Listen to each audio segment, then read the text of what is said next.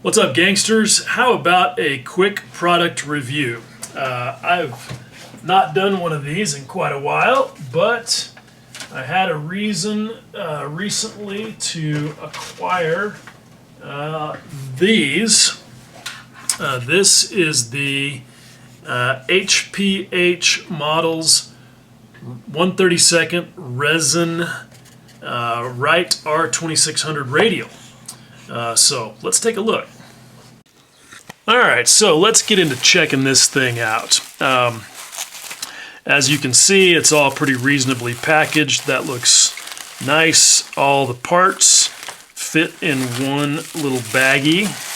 So let's get into it and check them out, see what we've got. And honestly, I already know what we've got because I've been through one of these things already, and it was not a pleasant experience, but let me walk you guys through it so you can understand why I'm saying that. So the first thing that you'll notice is that the cylinders and the heads are molded separately. These are the cylinders, and they're all on this little, they're all obviously cast together, and this is the, the thing that the sprue or the fret, whatever you want to call it.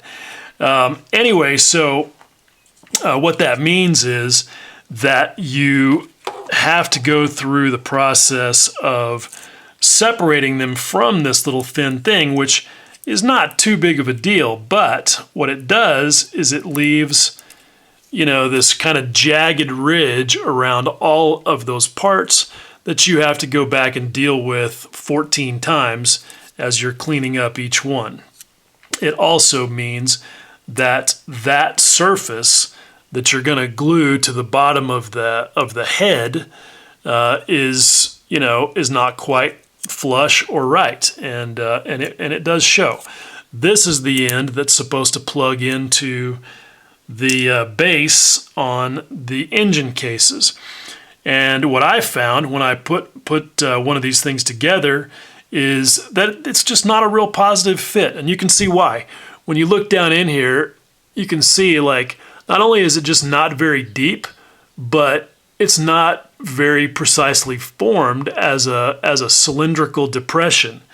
And that is not really a long enough protrusion. Like, you look at that and you think that's supposed to plug in directly to this, into that base, and it is. But it's just not a very positive fit. They will wiggle around on you, and you kind of have to eyeball them to get them exactly centered up.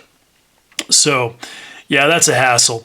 It is kind of nice on this base that they give you some, at least, pilot holes to insert the wires that you have to cut for the connecting rods, and I'll show you this in the instructions here in a minute. But on the one that I put together, some of those holes were clogged up with casting resin and actually little bits and pieces of silicon from the mold. So that was super not cool. All right, so then you've got you've got a governor and I believe that's an oil pump that goes on the bottom, and those parts don't look too bad. You've got your exhausts and your intakes, at least some. They're counting on it. Obviously, this is baffling to me because there's obviously not enough. This is a 14-cylinder engine, and they've given you 7 intakes and 7 exhausts. And so basically what they're counting on is that you're only ever going to see this thing from the front. So if you want to use this for an open engine project, you're fucked, because obviously you'd be able to see the exhausts and the intakes that connect to the front cylinders as well. So that's just a hugely lazy and silly thing.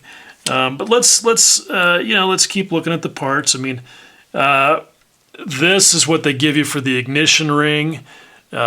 It's true that there are two ignition wires coming out of each of those spigots on the real thing, but that's not what it looks like in real life. It's got more of a I don't know, maybe I can show it better. Well, I don't know. I guess there's different versions, different variants. That's kind of what it looks like in these pictures, but you will see some that are different. So I guess I can't harsh them too bad on that. Okay, so the ignition ring, not bad.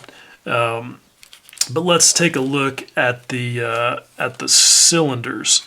And I'm going to stop screwing around with this Ziploc and just slice this thing open. Because honestly, this thing's going in the spare parts box. Because honestly, about all it's good for at this point is being like something that I would include in a junk pile in a diorama. Okay, so let's look closely at the castings for the heads, because the heads are one of the most visible and most distinctive parts on one of these little radials. So I just grabbed one at random, and you can see the mold. That blue stuff is little tiny chunks of the silicon from the mold. And you can see all that flash, or whatever you want to call it, that's clogging up that area where you're supposed to be attaching a connecting rod. Same thing on the other side. Hopefully we can stay focused. So it's a molding quality issue. And then, like, when you look here, hopefully you can see this, just at the quality of the master patterns. I mean, it's just rough looking. I mean, I could do better than that scratch building myself, and certainly can with 3D printing. I'm really astonished at the poor quality of this thing. There's a lot of things about it that I like the rocker covers are accurate. They look good. That's nice. But and there's a bunch of other things about it that definitely are nice as far as the shape goes. They did a pretty nice job of molding these sheet metal parts that cover part of each cylinder. Those aren't too bad. But here's the thing: if this was all you ever saw, you might think, oh, this isn't too bad. This is worth $25. But when you look at really close-up photos of something of a radial engine from somebody like Vector, then you start to get it. They are amazing. Like when you look at the cylinders, and on a Vector, and unfortunately nobody else makes a 1/32 version of the r-2600. But when you look at the castings for Vector's r-2800 and you look at their cylinders, it's just so much better than this. The fins all stand out, they're straight, they're parallel, there's none of this flash crap.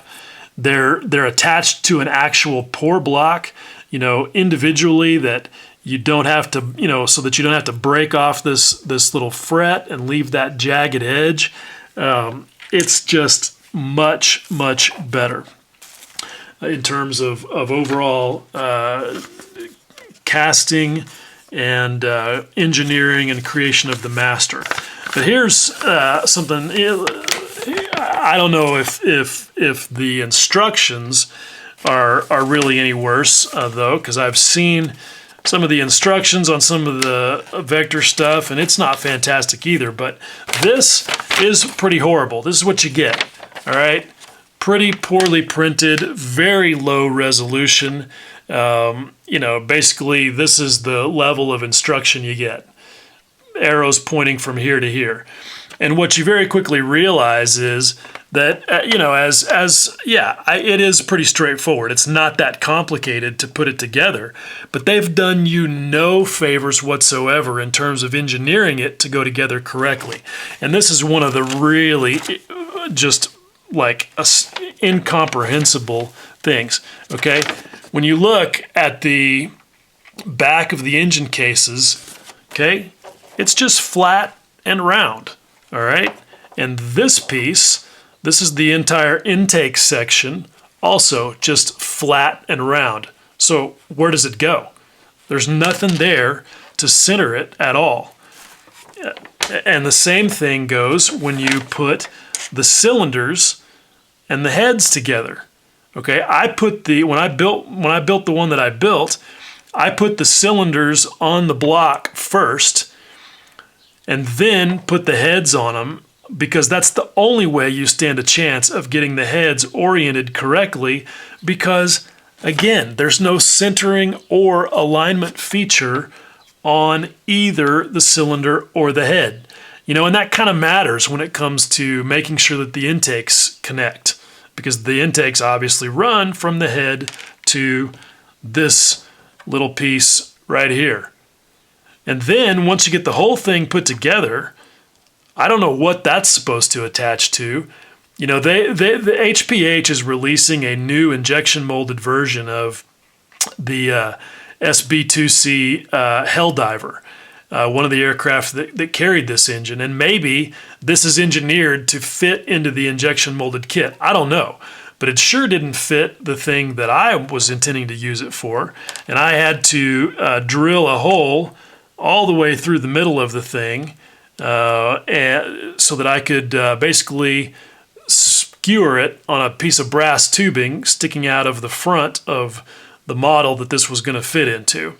And even then, because of some other features there, had to hog out the whole back of the thing to make room for other stuff. So, this is totally generic. I don't know, if they intended it to go with anything specific or not. I obviously haven't seen every single kit that includes an R-2600, but I can promise you this.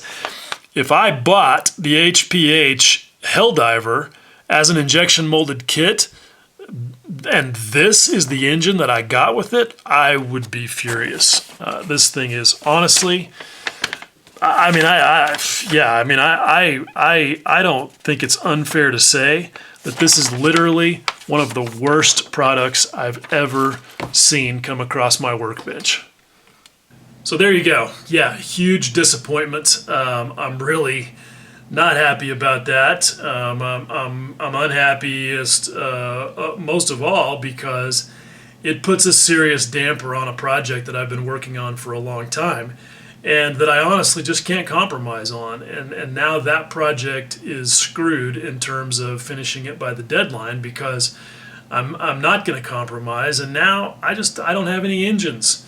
And so, it's a bummer, and I'm not sure yet how that problem is going to get solved. I've begged the guys at Vector to do an R-2600. They said, "I'll think about it." So that doesn't give me a lot of hope. I could basically just bite the bullet and do it myself in CAD and 3D print. And, that's doable, but it's certainly not an insignificant challenge. So I don't know. We'll see. Anyway, as always, I appreciate you guys watching. Much love.